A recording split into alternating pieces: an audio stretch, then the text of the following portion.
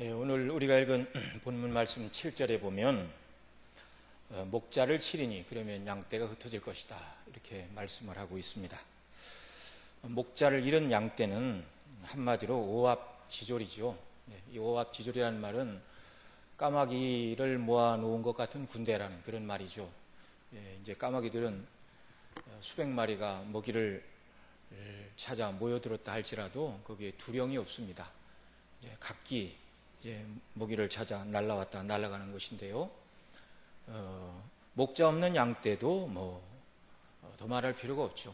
우리가 아는 것처럼 양떼들은 목자의 돌봄이 없으면 한시도 그 안위를 보장할 수 없는 가축이 바로 양떼들입니다. 그런데도 양떼의 목자를 치린다 이렇게 말씀을 하시니 여기 있는 이 말씀은 심판을 예언하는 말씀입니다. 심판을 예언하는 말씀인데요. 그러면 어떤 종류의 심판인가? 우리가 이 스가랴 13장 두 번째 시간인데 앞 시간에 살펴본 13장 1절로 6절에서는 거짓 선지자들이 그날에 그리스도 안에서 구원하시는 그날에 거짓 선지자들이 다 사라질 것이다 이렇게 말씀을 했죠. 그래서 2절로 6절에 있는 것처럼 여호와의 이름을 빙자하여 거짓을 말하는 자가 있다면 그 부모라 할지라도 내가 여호와를 빙자하여 거짓을 말하니 살지 못하리라 말하며 칼로 찌를 것이다 그렇게 말하고 있죠. 또 거짓 선지자가 사람을 속이려고 털옷을 입지도 않을 것이다. 또 6절에 보면 내 몸에 난 상처가 무엇이냐 이렇게 물으면 친구 집에서 난 상처다 이렇게 대답할 것이라고 그랬는데 구약시대에 우상을 섬기던 자들이 우상을 섬기던 중에 그렇게 자기 몸을 상하는 그런 일이 있었죠.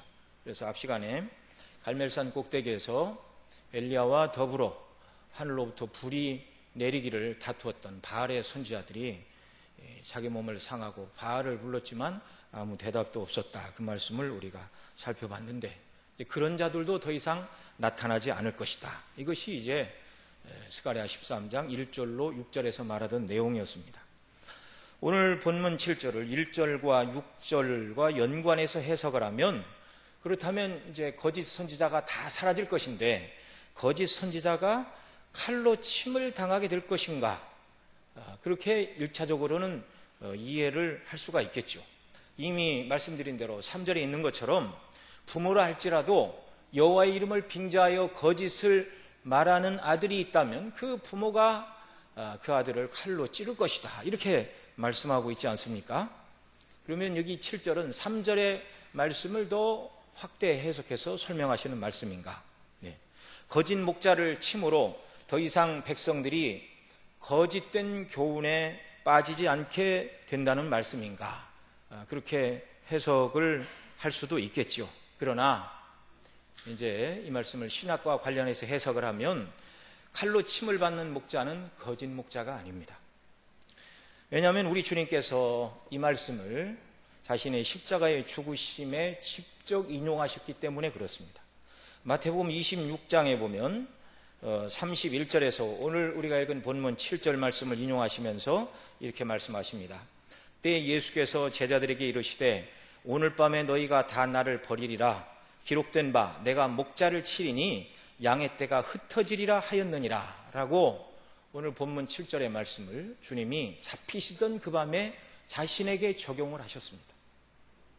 그런 여기 이 7절 내가 목자를 친다 말할 때 이 목자는 거짓 목자가 아니라 참 목자이신 우리 주님이 당하게 될 고난을 여기 예언하고 있다는 말이죠. 마가복음 14장 27절에도 똑같은 내용이 기록되고 있습니다. 예수께서 제자들에게 이르시되 너희가 다 나를 버리리라 이는 기록된 바 내가 목자를 치리니 양들이 흩어지리라 하였느니라.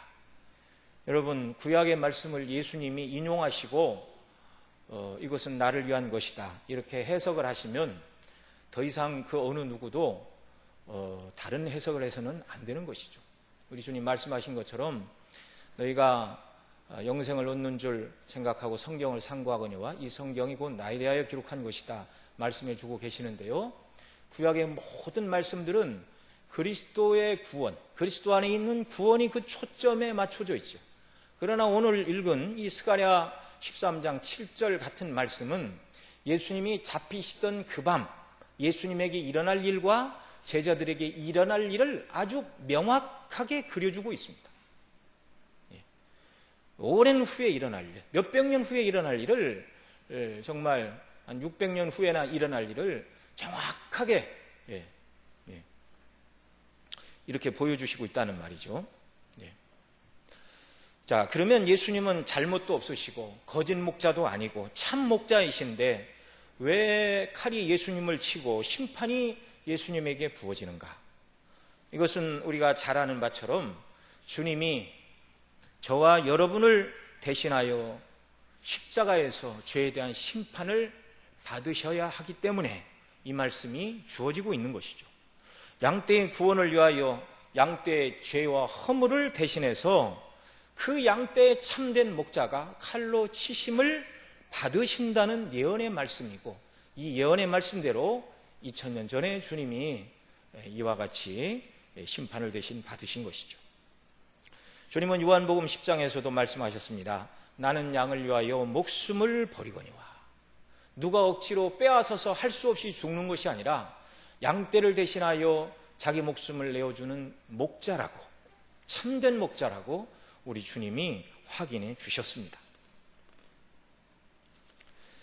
자, 오늘 7절에 있는 대로 칼아 깨어서 내 목자, 내 짝된 자를 치라 이렇게 말씀하고 있는데, 내 짝된 자라는 말은요, 그 정확한 뜻은 나와 같은 위치에 있는 자라는 뜻입니다. 하나님 아버지와 같은 위치에 계신 분이 누구십니까? 바로 영광과 능력과 성품과 권세가 동일하신 하나님의 외아들 성자이십니다. 성자 말고는 성부와 같은 위치에 계신 분은 있을 수가 없죠.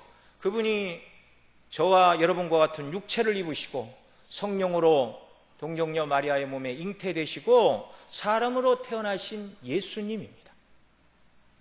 그런데 이 심판이 이제 칼로 시행이 되는데요, 칼아 깨어서 이렇게 말하고 있죠. 그런데 우리가 알다시피 예수님은 십자가에 못 박히셨습니다. 말 그대로 손과 발에 대못이 이렇게 박혀가지고 피를 한 방울 두 방울 이렇게 흘리다가 운명하셨고, 그 다음에 이제 예수님이 운명하셨는가를 확인하기 위하여 무덤에 장사 지내려고 칼로 옆구리를 찌르니 물과 피가 흘러나왔죠. 그때는 이미 운명하신 이후입니다. 그래서 못에 찔리고 창에 찔리셨지만 칼에 맞으신 적은 없습니다. 그런데 왜 칼아 깨어서 내 목자, 내 짝된 자를 치라 이렇게 표현하는가? 칼은 심판을 표현하는 단어이기 때문에 그렇습니다. 하나님과 인간이 맺은 그 언약을 어길 때 사람은 심판을 면할 길이 없죠. 언약을 어겼을 때 받는 심판을 칼이라 이렇게 설명할 수 있는 것입니다.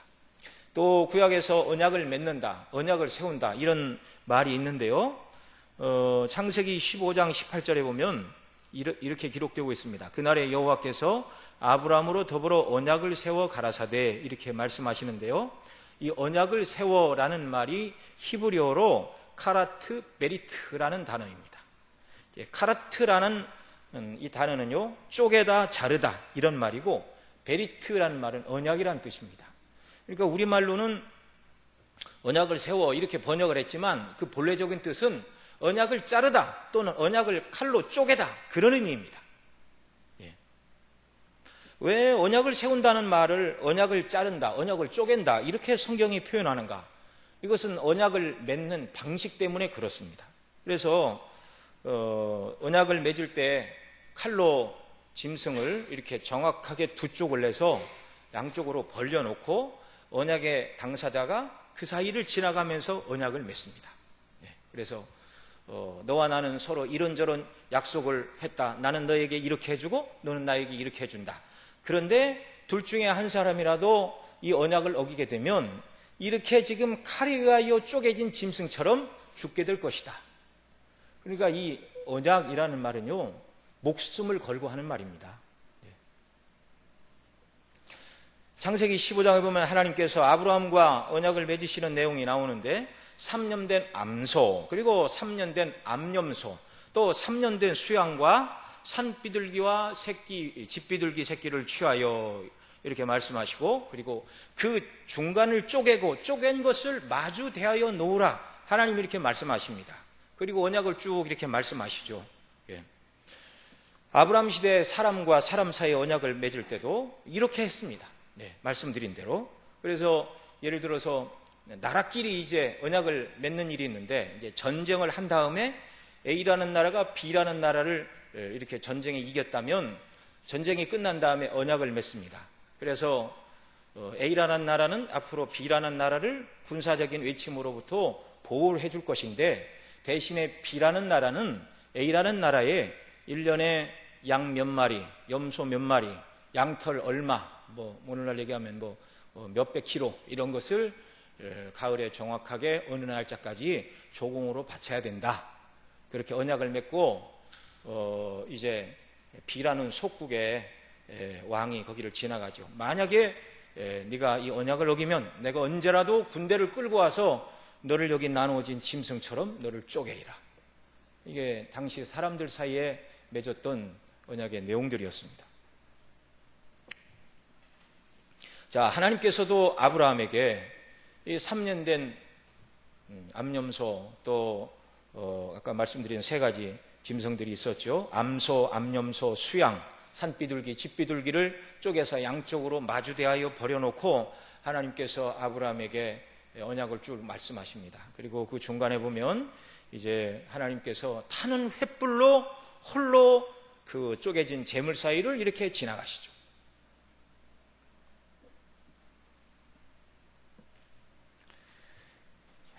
만일 하나님께서 아브라함에게 쪼개진 재물 사이로 네가 지나가라 이렇게 말씀하셨다면, 아브라함에게 하신 언약은 은혜 언약이 아니라 아담과 맺으셨던 행위 언약의 연장선일 뿐이죠. 죽음의 언약이 될 것입니다. 원의를 가지고 있던 아담도 하나님과 맺은 선악을 알게 하는 나무의 실과를 먹지 말아야 되는 그 행위 언약에 실패하였는데, 아담의 후손으로서 원의를 상실하고 원죄를 가지고 태어난 아담의 후손 중에 하나인 아브라함이 어찌 하나님의 말씀 앞에 신실하게 모든 것을 다 지키고 하나님을 기쁘시게 할 수 있겠습니까? 그럴 가능성은 전혀 없는 것입니다. 그래서 하나님은 아브라함과 언약을 맺으시되 쪼갠 재물 사이로 아브라함을 지나가라 이렇게 말씀하지 않으시고, 타는 횃불로 하나님께서 친히 쪼개진 재물 사이를 지나가심으로 말미암아 만일 이 언약을 아브라함이 지키지 못한다 할지라도 이 언약이 어겨질 때 죽을 사람은 아브라함이 아니라 하나님 당신이 죽으실 것이라는 것을 상징적으로 보여주는 사건이 바로 창세기 15장에 있는 언약을 맺으시는 내용입니다. 아담의 범죄로 하나님께서 이미 아담에게 가죽옷을 지어 입히실 때부터 이미 죄를 가리우는 중보자의 죽음이 예표되어 있었습니다. 그리고 창세기 3장 15절에서 원시 복음을 말씀하실 때 뱀은 여자의 후손의 발 뒤꿈치를 상하게 할 것이요 여자의 후손은 뱀의 머리를 상하게 할 것이라는 이 원시 복음 속에서도 뱀이 여자의 후손의 뒤꿈치를 상하게 한다, 예수님을 죽게 할 것을 말하죠. 그러나 예수님은 뒤꿈치만 상했습니다. 죽으셨지만 죽고 끝나는 것이 아니라 부활하심으로 말미암아 사단의 권세를 박살내셨습니다. 뱀의 머리를 돌로 치셨습니다. 이와 같이 메시아의 고난은 창세기로부터 또 다윗 시대 시편 22편에는 예수님의 고난을 옆에서 보고 기록한 것처럼 아주 자세히 기록해 놓고 있죠. 또 이사야 선지자를 통해서는 고난의 메시아에 대하여 아주 자세하게 설명해 주시고 있습니다. 오늘 본문에서는 양떼의 죄를 대신하여 선한 목자이신 주님이 죄가 하나도 없음에도 불구하고 하나님의 아들이신 그분이 죄인인 저와 여러분을 대신하여 우리가 하나님과 사이에서 지켜야 될 행위 언약을 다 파기를 했는데요, 우리가 지은 이 모든 죄에 대한 대가를 대신 지시고 우리 양떼들의 참 목자이신 주님이 칼로 침을 받아 죽게 될 것을 보여주고 있는 말씀이라는 것이죠. 이 말씀처럼 실제로 예수님이 잡히시던 그 밤에 제자들은 뿔뿔이 흩어지고 말았습니다. 마가복음 14장에 보면 예수님이 대제사장이 보낸 사람들에 의하여 체포되실 때 50절에 보면 이렇게 말합니다. 제자들이 다 예수를 버리고 도망하니라. 그리고 이어서 51절에 한 청년이 벗은 몸에 배 혼이불을 두르고 예수를 따라오다가 무리에게 잡힘에 배 혼이불을 버리고 벗은 몸으로 도망하니라, 이렇게 말하고 있습니다. 얼마나 급했으면, 얼마나 잡히기 싫었으면 벗은 몸으로 있다가 옷도 안 입고 배 혼이불을 몸에 두르고 도망을 쳤는가. 성경 주석가들은 아마도 이 청년이 마가복음서를 기록한 마가가 아니었겠는가, 이렇게 얘기를 하는 것이죠. 자기의 기록을 거기에 마가가 기록을 한 것이죠. 나도 그렇게 연약한 사람이었다. 주님이 잡히실 때 함께 잡혀 죽지 않으려고 벗은 몸에 배 혼이불을 두르고 도망치던 사람이 바로 나였다는 고백이죠. 오늘 본문의 말씀처럼 목자를 치면 양떼가 흩어지려니와 라는 말씀과 같이 주님을 따르던 자들은 아무것도 아닌 자들처럼 뿔뿔이 흩어져 어떤 영향력을 행사할 수 없는 자들이 되었습니다. 방에 들어가 문을 안으로 걸어 잠그고 지금 밖에 동태가 어떻게 되는가, 예수님을 따르던 우리를 잡으러 오지는 않는가, 행여 죽지는 않겠는가, 부활하신 예수님을 만나도 그들의 두려움이 쉽게 가시질 않았고, 이제 오순절 성령이 임하시고 하나님의 권능의 손이 그들을 붙들어 주실 때 이제 세상 속에 두려움이 없이 복음을 증거하는 사람이 되었는데, 어쨌든 그 당시는 여기 기록된 말씀처럼 목자를 치면 양떼가 흩어진다는 이 말씀이 예수님에게 임하였습니다. 예수님은 이 말씀처럼 잡히시고 고난을 받으시고 우리가 하나님 앞에 지은 모든 죄에 대한 책임을 지시고 참된 목자가 고난을 받고 죽으셨고 그 다음에 구원을 이루시고 부활하셨죠. 자, 목자를 치면 양떼가 흩어지려니와 작은 자들 위에는 내가 손을 들이우리라, 또 이렇게 말씀하십니다. 이 작은 자들, 작은 무리들, 하나님이 그 손을 들이워, 이 말은 이제 그들을 붙들어 주기도 한다는 말이고, 시험과 환난이 닥치지만 시험과 환난에 처하기도 하시지만 그 속에서도 건져주신다. 그러니까 궁극적으로는 하나님의 보호와 구원을 말하는 것입니다. 환난과 시련이 들어가 있기는 하지만 이 적은 무리를 끝까지 붙들어 주시는 것은 하나님의 손이라는 말이죠. 8절에 보면 이어서 계속되는 말씀이죠. 13장 8절 우리 같이 한번 읽겠습니다. 여호와가 말하노라, 이 온 땅에서 3분의 2는 멸절하고 3분의 1은 거기 남으리라. 내 짝된 자를 치라. 목자를 찌면 양떼가 흩어지려지마. 작은 자들 위에는 내가 손을 들이우리라. 여호와가 말하노라, 이 온 땅에 3분의 2는 멸하고 3분의 1은 거기 남으리라. 이게 다 계속되는 말씀입니다. 하나님께서 붙들어 주시니 3분의 2는 다 멸절을 당하지만 3분의 1은 남게 된다. 만일 하나님께서 은혜를 주시지 않는다면, 예수님이 만약 하나님이 구원이 하나님의 전적인 은혜이고 전적인 택하심이 아니라, 만일 하나님께서 내가 예수님을 통해서 믿는 자들의 죄를 다 용서해 줄 것이다, 구원해 줄 것이다, 그러나 그 예수를 믿는 것은 너희들의 선택에 달려있다, 만일 이렇게 하나님께서 말씀하신다면 예수님이 십자가에 못 박혀 죽으시고 구원을 이루셨다 하여도 몇 사람이나 그 예수님 믿고 구원에 이를 수 있을까요? 한 사람도 없습니다. 하나님이 끝까지 택하여 주시고 붙들어 주시지 않으면 예수님이 이루신 대속의 은혜를 입을 자가 하나도 없다는 것입니다. 사실 인류 전체는 이 죄로 인하여 하나님의 영원한 진노와 심판을 받아야 마땅한 것입니다. 그런데 모두가 멸망해야 함에도 불구하고 하나님께서는 3분의 2는 멸망을 당하지만 3분의 1은 남겨놓을 것이다. 여기 3분의 2, 3분의 1은 정확한 수가 아니라 상징적인 수입니다. 여기 이 말을 정확한 수로 받아서 이 지구상에 존재했던 사람들 중에 3분의 1은 구원을 받을 것이다. 그렇게 해석을 하면 무리가 된 것이죠. 여기 있는 이 말씀은 구원받는 자는 소수요, 멸망하는 자는 대다수라는 것입니다. 정확한 숫자를 계산하려고 해서는 안 되는 것이죠. 온 세상이 멸망의 넓은 길로 가는 이때에 하나님의 은혜로 저와 여러분은 멸절될 3분의 2가 아니라 남겨진 3분의 1에 해당하는 하나님의 은혜를 입은 자들임을 기억하시고 기뻐하시기 바랍니다. 오늘 여기 계신 성도님들 한번 생각을 해보십시오. 어떤 분들은 우리 가족 전체는 다 예수님 믿는다. 너무너무 감사하지요. 정말 그런 가정은 하나님의 특별한 은혜를 입은 가정입니다. 그럼 범위를 좀 넓혀서 여러분의 친구들을 한번 생각해 보십시오. 학창시절의 친구들 중에 나와 함께 초등학교, 중학교, 고등학교, 대학교 다니던 친구들 중에 예수님을 믿는 자들이 얼마나 되었으며 그 중에 신실하게 하나님을 섬기는 무리는 얼마나 되는가? 글쎄 10명 중에 한 사람 될까요? 한때는 그리스도인이 1200만 그래서 한국 인구의 4분의 1이다 그랬는데 그건 다 허수입니다. 허수.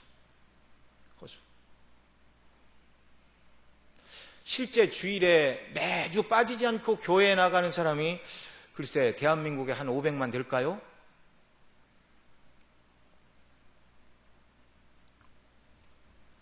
멸망길로 가는 수많은 사람들 가운데서 하나님이 부르시고 우리의 참 목자가 우리의 죄를 대신 지시고 하나님의 저주와 하나님의 칼에 우리가 하나님의 말씀대로 지키지 못해서 언약을 파기했는데 언약을 파기한 그 저주를 우리의 목자가 대신 담당해 주셨다는 이 놀라운 사실을 깨닫는 것은 모든 사람의 것이 아니라는 것입니다.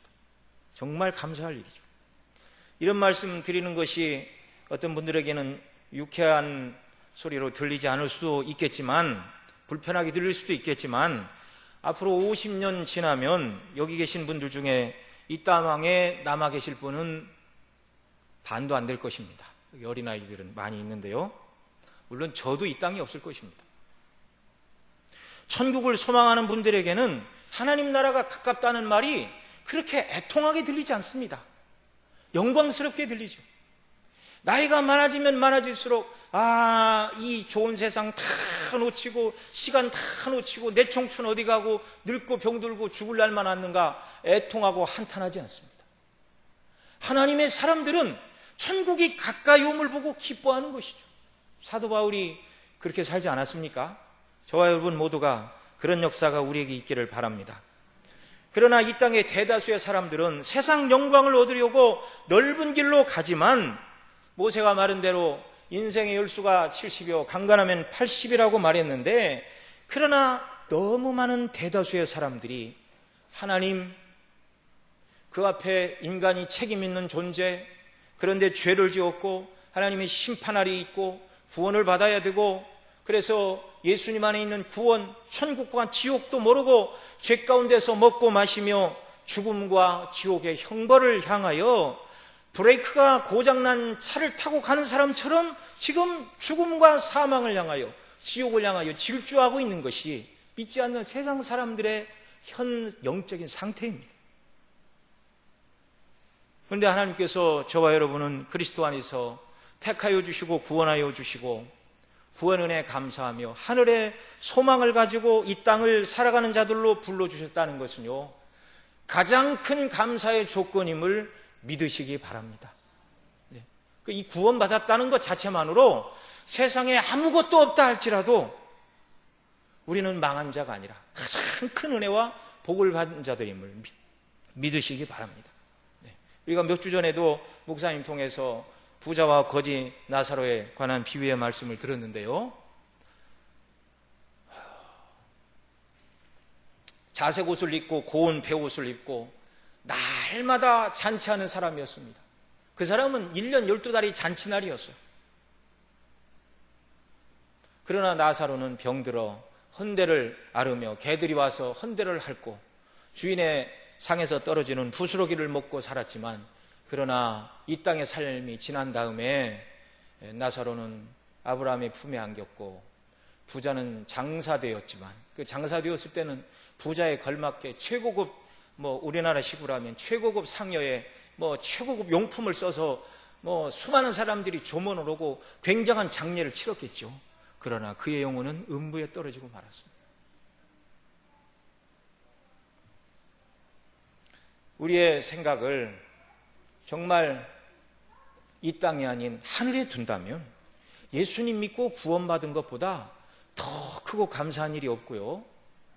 또 우리가 이 복음이 증거되고 한 사람이라도 우리가 전하는 이 복음을 듣고 한 사람이라도 예수님 믿고 구원받는 이 화목의 직분을 감당하는 것보다 더 귀하고 큰 일도 없다는 것을 알게 되는 줄로 믿습니다. 이런 저와 여러분, 이런 일에 힘쓰는 저와 여러분 다 되시기를 바랍니다. 자, 3분의 1은 구원받는다. 그러나 이 3분의 1은 상징적인 숫자라고 말씀을 드렸는데 남겨진 3분의 1도 그냥 구원을 얻는 것은 아닙니다. 어떻게 구원에 이르게 되는가? 9절 말씀 같이 읽습니다. 내가 그 3분의 1을 불 가운데서 던져 은같이 연단하며 금같이 시험할 것이라. 그들이 내 이름을 부르리니 내가 그들을 들을 것이며 나는 말하기를 이는 내 백성이라 할 것이고 그들은 말하기를 여호와는 내 하나님이시라 하리라. 아멘. 자, 여러분, 저와 여러분이 3분의 1에 해당하는 은혜 받은 백성들임을 믿습니다. 그러나 구원은 그냥 주어지는 것이 아니라고 말씀을 드렸는데요, 그리스도 안에서 택함받고 구원받은 이 3분의 1도 어떻게 구원이 완성되는가? 하나님께서 어디에 던지신다고요? 내가 그 3분의 1을 불 가운데 던져 은을 연단하며 금같이 시험할 것이라. 예수님 믿는 저와 여러분에게, 구약시대도 마찬가지죠. 오실 메시아를 바라보던 구약의 모든 백성들도 시험과 연단을 통과했다는 사실을 기억하시기 바랍니다. 욥도 고백을 하지 않았습니까? 그가 날 연단하신 후에는 내가 정금처럼 나오리라. 여러분, 구약의 백성들 중에 연단을 통과하지 않은 사람이 누가 있습니까? 아브라함, 이삭, 야곱 다 마찬가지죠. 요셉 마찬가지죠. 모세 마찬가지죠. 다윗도 마찬가지. 다윗이 사무엘 선지자에게 기름을 부을 때 나이를 성경에는 말 안 하고 있는데 이스라엘 책 요셉 부스가 쓴 기록에 의하면 17세로 이렇게 얘기를 하는데 30세에 유다의 왕이 되었고 37에 통합 이스라엘의 왕이 되었죠. 17살에 기름 부음을 받고 적어도 13년, 길게는 20년 동안 모진 연단과 시험을 받았습니다. 그래도 나중에는 이제 연약한 면들이 있었는데요. 시편 66편 10절에 보면 하나님이여 주께서 우리를 단련하시기를 은을 단련함 같이 하셨으며, 또 오늘 스가랴 바로 뒤에 있는 말라기, 구약 마지막 성경 말라기 3장 2절 3절에서는 이렇게 말합니다. 그의 임하는 날을 누가 능히 당하며 그의 나타나는 때에 누가 능히 서리오. 그는 금을 연단하는 자의 불과 표백하는 자의 잿물과 같을 것이라. 그가 은을 연단하여 깨끗게 하는 자 같이 앉아서 레위 자손을 깨끗게 하되 금 은같이 그들을 연단하리니 그들이 의로운 제물을 나 여호와께 드릴 것이니라. 왜 하나님이 그 백성을 연단하게 하시는가? 하나님을 온전히 예배하고 섬기는 자들로 합당하게 만드시기 위하여 불 가운데 던져 은같이 연단하고 금같이 시험하신다, 이렇게 말씀하고 계십니다. 3분의 2는 다 넓은 길로 갔습니다. 그러니까 3분의 2에 해당하는 믿지 않는 세상 사람들의 이 세상의 삶은요, 너무나 넓은 길이에요. 하고 싶은 거 다 하고 고난도 없고 즐거움도 없고, 또 개인의 다른 사람보다 능력이 출중하다면 다른 사람보다 이 자본주의 사회에서 훨씬 많은 것을 얻고 떵떵거리며 평생을 큰 소리치며 살아갈 수도 있습니다. 그러나 3분의 1에 해당하는 택한 하나님의 백성들의 이 땅의 나머지 삶은요, 그런 것은 기대도 하지 마시기 바랍니다. 하나님이 뭐라고 그러시나요? 불 가운데 던진 것 같이 던져서 연단할 것이라. 저와 여러분의 이 땅에 남은 삶은 불 가운데서 연단받는 삶이라고 아예 그렇게 믿는 것이 좋은 줄로 믿습니다.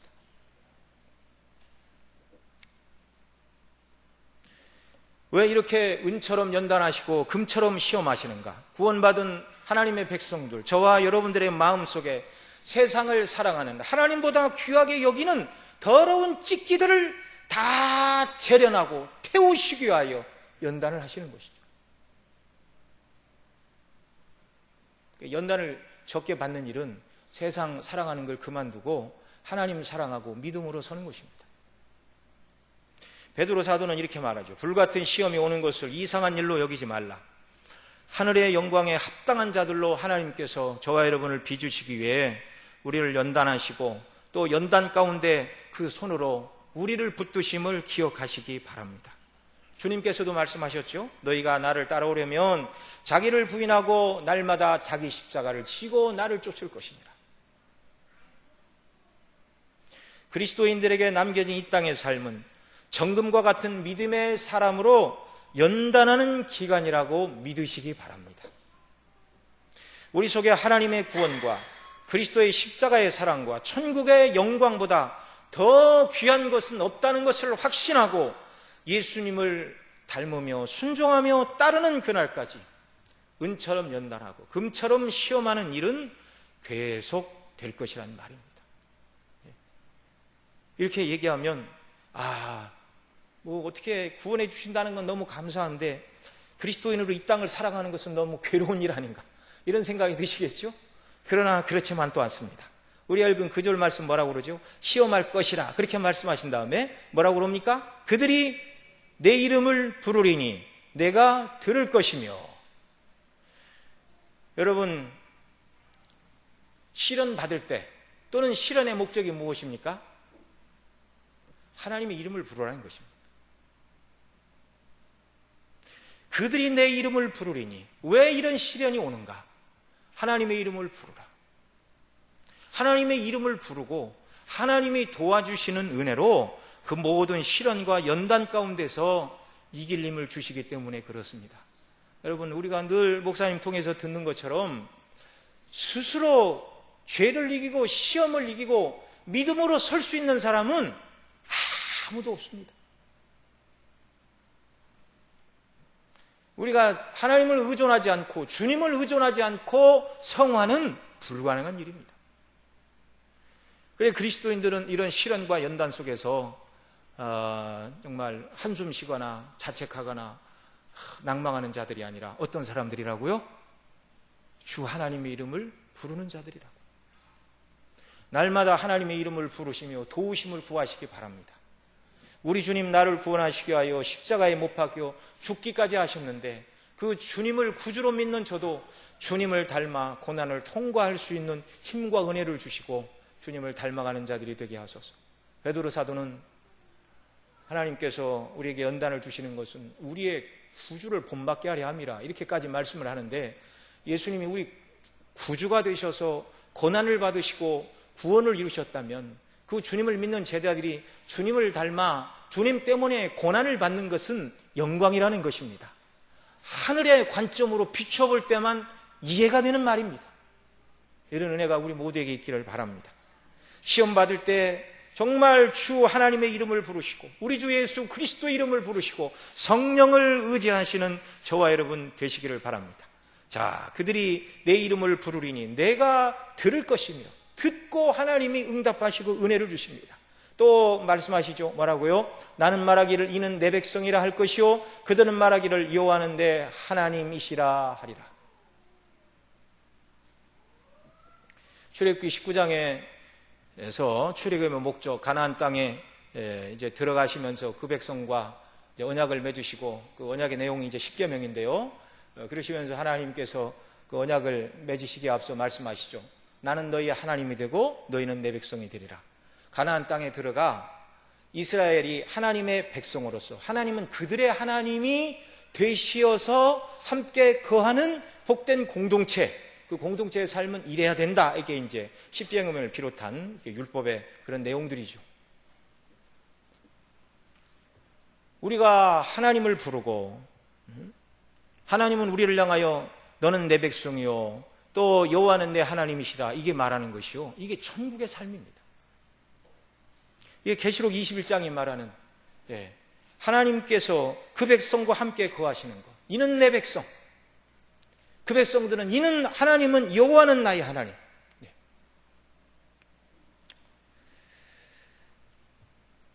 오직 하나님만 자랑하고 즐거워하는 저와 여러분, 그래서 온전히 하나님을 하나님 되시게 섬기는 나라가 하나님 나라 천국인데, 이 땅에서부터 우리가 하나님을 하나님 되게, 하나님보다 더 귀한 것이 없이 가장 존귀한 분으로 섬기라고 때로 하나님께서 불 가운데 던져 은처럼 연단하시고 금처럼 시험하시는 목적이 여기 있다는 것입니다. 네. 이런 믿음으로 손자들을 향하여 하나님은 말씀하십니다. 이는 내 백성이라. 천국에서 받을 영광의 칭호를 하나님께서도 이 땅에서 믿음을 따라 살아가는 저와 여러분을 향하여 이는 내 사랑하는 백성들이다. 우리 아버지 하나님께서 예수님을 향하여 이는 내 기뻐하는 자요 사랑하는 자라 말씀하신 것처럼 그리스도 예수 안에 있는 저와 여러분을 향하여 오늘도 하나님께서 이는 내 백성이라 내 자녀라 말씀하시는 그 은혜로운 칭호, 하나님과의 복된 섬김이 정말 시험을 통과하며 주님 바라보며 믿음으로 섬기는 저와 여러분 안에 충만케 되기를 바랍니다. 기도하시겠습니다. 하나님 아버지, 고맙고 감사합니다. 우리 죄로 인하여 우리가 하나님의 진노를 받아 칼로 침을 받아 언약을 깨트린 죄에 대한 그 칼날의 심판을 우리가 지옥에서 영원토록 받아야 되는데, 우리의 참 목자 되신 그리스도께서 우리 대신 이 언약이 깨진 그 모든 죄의 대가를 다 지시고 구원을 이루셨습니다. 예수님 안에 있는 구원을 받은 자들의 삶은 정말 불 가운데 던져진 은처럼 연단을 받고 금처럼 시험을 받는 삶이라고 말씀하셨는데, 이런 삶 속에서 날마다 하나님의 이름을 부르고 성령을 의지하고 주님 바라봄으로 세상을 이기고 시련을 통과하고 온전히 하나님을 하나님되게 섬기는 이런 귀한 은혜의 역사가 이 지상 순례길 속에서 우리 가운데 충만히 나타나도록 은혜를 베풀어 주시옵소서. 이를 위하여 충성을 다하는 자로 부르시고 하나님 나라의 확장과 발전을 위하여 믿음으로 쓰임받고 섬기는 저희들 다 되게 하여 주옵소서. 우리 구주 예수님의 이름으로 기도드리옵나이다.